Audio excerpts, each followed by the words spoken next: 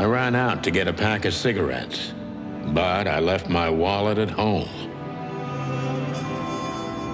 Yeah, that's me. I'm getting old. My name is Sonny Featherland, an investigator for 20 years, and once the star of the predatory division of the Clawville Police Department, one half of the legendary Chicken Police. But buying a pack of smokes is more than I can handle right now. Maybe I should just lay low.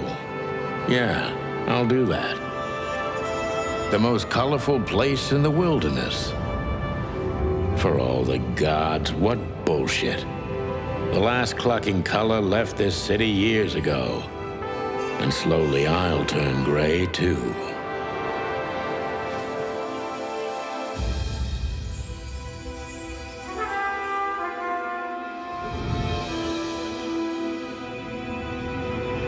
Still, what do I expect? We're living in a vast experiment, and don't even notice that everything got clucked up a long time ago. We believe in this wonderland of peaceful coexistence. Wolves and sheep, chickens and hounds. Yeah, sure, why not? It's just ridiculous. The dog eats the chicken. It's in our nature. I'm not propping up the illusion anymore. 121 days, and it's over. Retirement.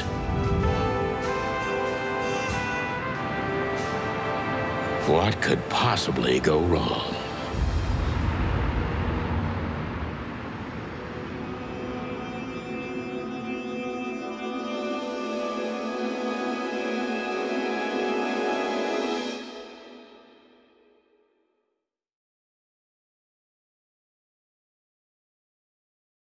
Ah, crap. My office lock is a piece of shit if a dame can pick it. She stood in the darkness. The light painted stripes on her body. It whispered secret little things that were never there in the first place. But she was no zebra.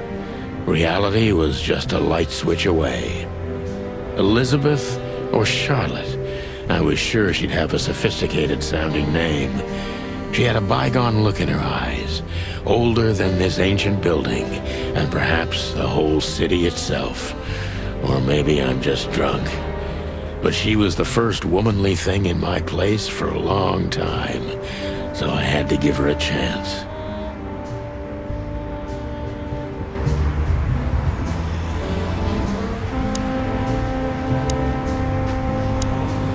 Let me introduce myself. My name is Deborah, Miss Deborah Ibanez. You're mistaken, ma'am. Oh, really? Please enlighten me, Mr. Featherland. I'm not a private eye. I'd recommend Mr. Philmar Lowe instead of me. He's a nice guy. Believe me, Mr. Featherland, it's not an accident I came to you. Look, miss, I work for the police, and I'm currently on leave. I couldn't accept private commissions even if I wanted to. Not even from a classy dame like you. Am I that easy to read?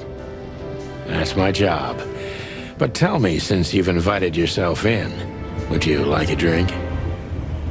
I don't usually drink. Well, I've got to have one. And it'd be rude of me to drink alone. So, maybe some sherry? If you insist. But bourbon, please. Thank the wild ones. That's all I have. What a coincidence. So come on, spill it from the beginning.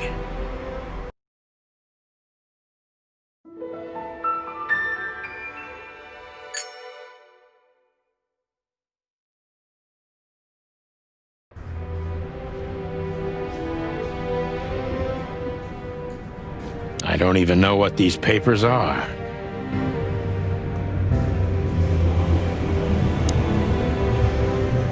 We used to be star cops a few years ago. Tabloid press, radio interviews, and even a book series. I don't miss those days. Of course, Marty, my old partner, would disagree. He just loved the spotlight. This is one of the most beautiful memories from my old life, before Molly left me and took our daughter. The good things in life don't last long. The best ones always leave first. I saw that in the window of a shoe store. I never understood it, or what it had to do with shoes. M.B. Davis, the eternal king of jazz. The photo is from the days of jazz prohibition. I only heard the old man live one time, but I'll never forget that night. And not only because I woke up at the harbor without my gun, my badge, and my pants. The Wild Gentlemen. Those guys rebuilt the city after the Great Fire of 867. My heroes when I was a little chick. I'm starting to think they should have left Clawville as it was, burned to the ground.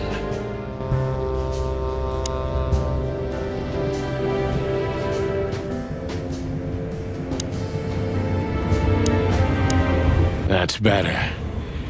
Now, if I understand correctly, your mistress is receiving threats. What kind of threats, exactly? It's a very strange matter. First, there were letters. Then it came printed on a wine bottle's label, sent as a gift. Then carved into a brick, thrown through the window. And finally, they painted it on the wall of the house in giant red letters. I think it's time to dig a little deeper. If you don't mind, I'd like to ask you some routine questions. Please, that's why I'm here.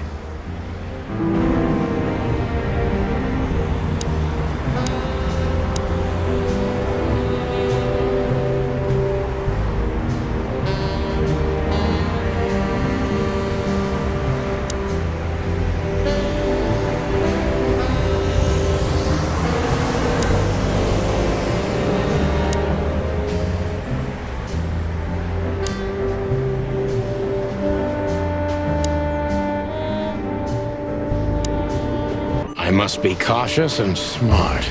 This dame seems shy, which I can use to my advantage. But I must be careful about what I say to her, or I could scare her off. Let's start gently, and when the time comes, we can go in hard.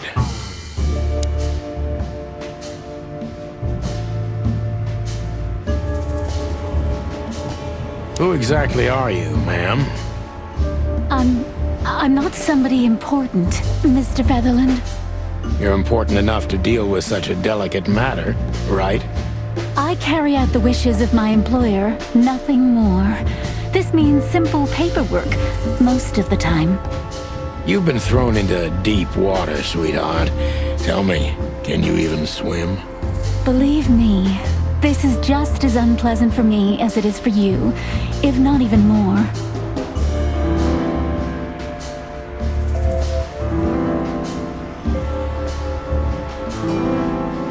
Tell me, which part of the city do you live in?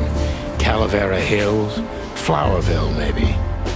Look, I don't want to answer that. I'm here on behalf of my employer, and not on personal business. Fair point, Deborah. Let's try a different approach.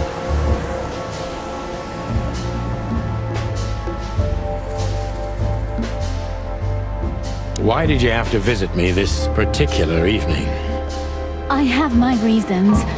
I may look like a silly little fawn, and maybe I am, but I still have common sense. I don't doubt that for a second, Miss Ibanez. This day is essential to my mistress, and she thought it's also important to you. A message in itself, for sure. But to be honest, even you are. You know what? I'll just take that as a compliment, even if it wasn't meant as such.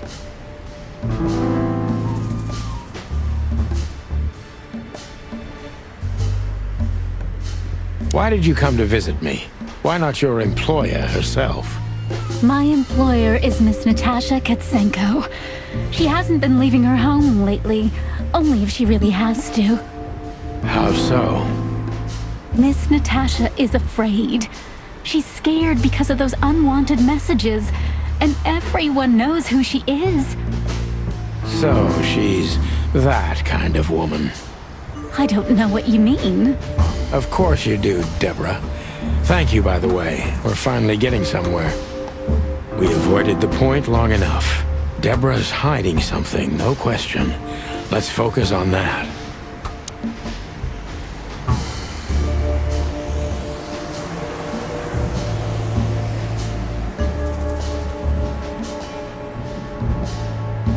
What exactly did you expect by coming here to meet me? I expected your help, just like my mistress said. Oh, that's very nice. But have you seen this neighborhood? Have you seen this wreck called a hotel?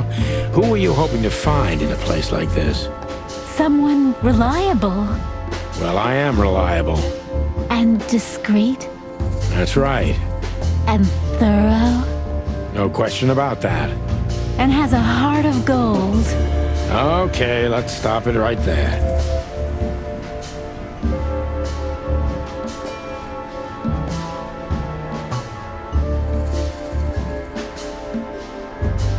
Are you in some sort of jam? Nothing of the sort. There are simply things better left unsaid. Then you're wasting my time. I trust your instincts. You'll manage it. Yeah, and I have no other choice, right? To be honest, no, Mr. Featherland. Not really.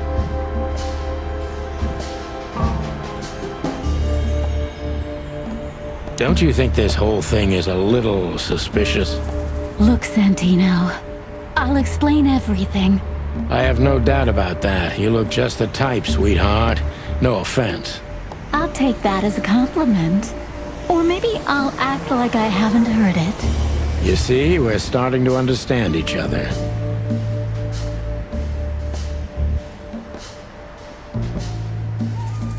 Tell me, Deborah, why should I believe you at all? Because my mistress trusts you. Should that be enough? If you really like what she thinks you are, then yes. Damn, what can I say to that? Look, I didn't mean to back you up against the wall. You have a way with words, sweetheart. Did you ever want to be a cop? No, not for the world. Heh, smart answer. Be honest and tell me what you're so afraid of. You know, Mr. Featherland, my mistress's partner is Hobart Wessler. Or as most people know him. Ibn Wessler, the Kingpin. Exactly. Feathery gods, help me. So you get it now. The secrecy. To put it mildly, I think I understand it all. Wessler. This little piece of the puzzle changes everything.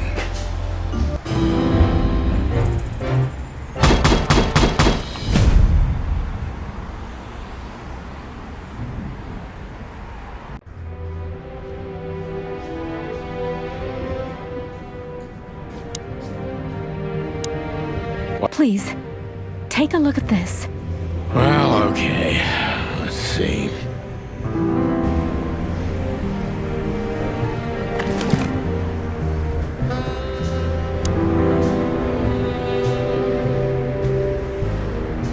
I know Molly very well. Please note this when deciding whether or not to accept my assignment. Miss Ibanez is a trusted friend. Treat her as gentleman. N.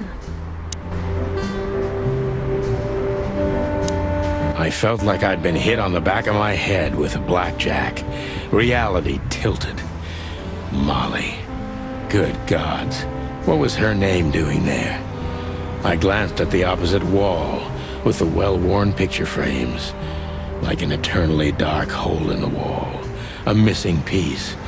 She was wearing a light silk dress and singing a lullaby.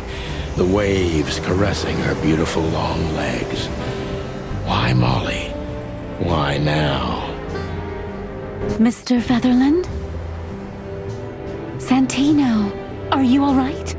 What the hell is this supposed to mean? I don't know anything, Mr. Santino. My mistress told me to give this to you. She said you'd understand. don't you? Oh, of course I understand, Miss Ibanez. I get it very well. But this case is becoming more and more confusing. It's starting to look like blackmail. Blackmail? Don't play innocent with me. But All right. When can I visit? visit? Me? Not you. Miss Katsenko. Oh, yes. You can find her at the Tsar Club. Didn't you tell me she's not the social kind? That she's especially unsociable? Or does she only like loud and crowded clubs? No, she's really not like that. But she owns the place. Judging by the flyer, it must be a very busy club, especially on New Year's Eve, right? I'm sure you'll have no trouble finding Miss Katsenko. But there's one small problem, Mr. Featherland. Let me guess. Mr. Wessler better not know about my visit. Exactly. How did you know? 20 years experience, ma'am. Oh, and please, call me Sonny. It was a pleasure to meet you, Sonny. I'll talk about the rest with Miss Katsenko in person. A good friend of mine would be happy to take you home if you'd like. I'd appreciate that, Sonny.